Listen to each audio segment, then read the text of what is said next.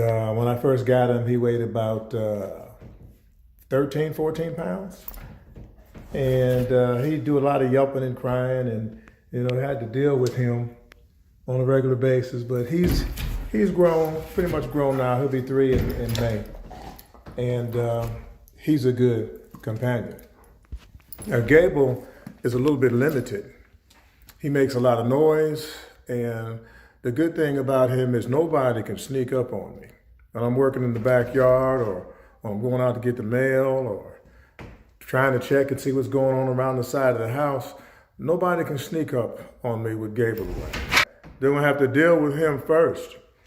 I remember my sister calling me, and I talk with her every week, but it had been a couple of weeks since I spoke with her. And when she finally got in touch with me, she said, "Vaughn, are you okay?" I said, "Yes, I'm all right. I'm all right." I heard there was some stuff on the news that happened down in the metro Atlanta area. I said, "I'm okay, Kathy, I'm okay."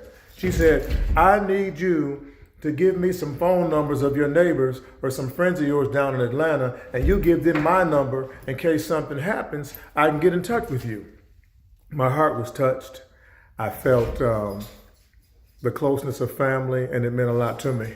And I said, "Okay, Kathy, I'm going to do that."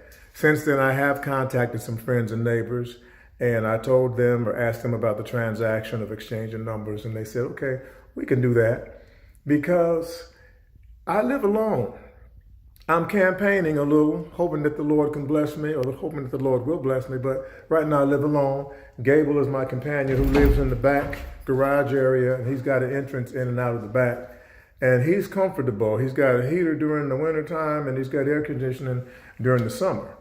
But if I'm in the house and something happens to me in the main living area, or I fall and hit my head, I mean, I'm not uncoordinated, I'm not that old, but if I fall and bump my head or something happens, or if something breaks down, I don't have anybody that's going to be looking after me. I mean, if the neighbors notice that after a week that Gable's getting skinny, that might be suspect, like, uh-oh, he hasn't been fed in a while. I wonder what's going on with Vaughn. Doc V, Vaughn. And another thing, if the grass looks like it hadn't been cut and they don't see any movement, then guess what's going to happen? Someone's going to call for a security check or a wellness check.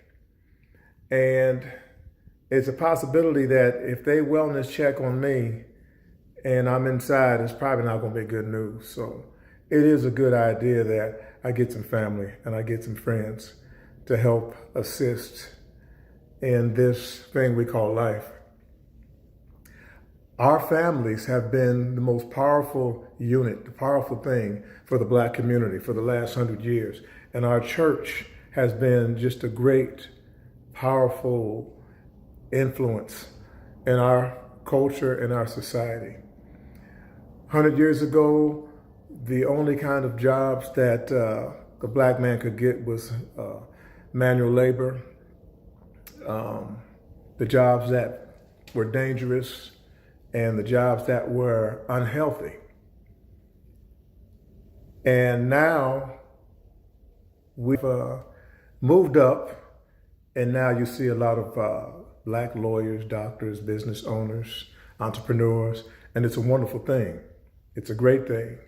And I'm happy to witness this, and I'm happy to be a part of this.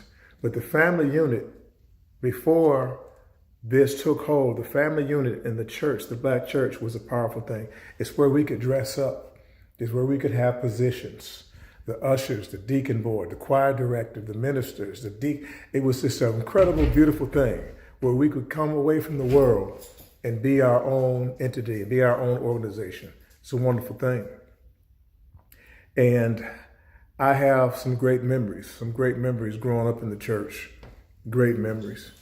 And I'm thankful, and I understand now how important that was in the lives and the development of our people.